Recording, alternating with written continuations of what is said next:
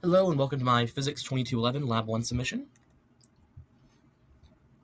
So as an introduction, this lab has the purpose of comparing the observed position over time of an object traveling at a constant velocity to what was predicted by a computational model. So to observe the position, we're going to be filming a video and using a program called Tracker. And to predict the motion, we're going to be creating a Python model through an application called GlowScript. So to introduce you to the main idea, Newton's second law, otherwise known as the momentum principle, states that the net force exerted on an object is equal to its change in momentum over time. Through algebraic manipulation, however, the momentum principle can be rearranged to several forms, including this one, where the initial velocity is updated as a force is applied over a period of time. This is how we will model the ball's velocity using GlowScript. Additionally, this is the position update formula, and it is how we will predict the position of the ball in GlowScript.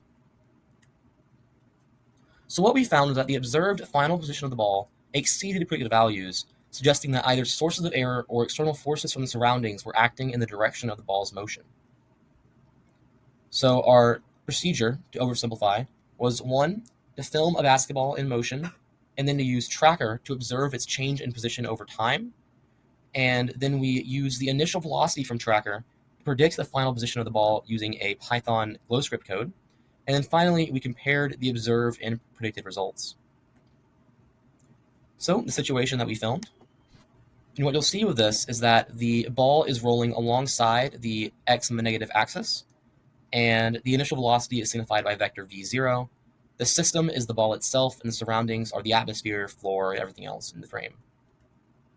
So, to observe the final position and velocity via Tracker, we created a point mass at the center of the ball, and then frame by frame updated its position every 0.0333 seconds, which is the length of time in between frames of the video.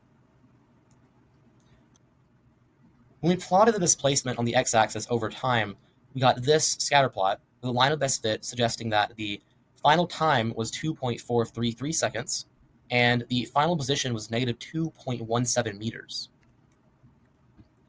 Now, to see how well that matches with our predictions, we got the initial velocity by taking the first 2 measurements from the Tracker video, and then using the equation for average velocity over a very small time interval, we can approximate the initial velocity of the ball after being pushed using this equation here, resulting in an initial velocity of negative 0.538 meters per second.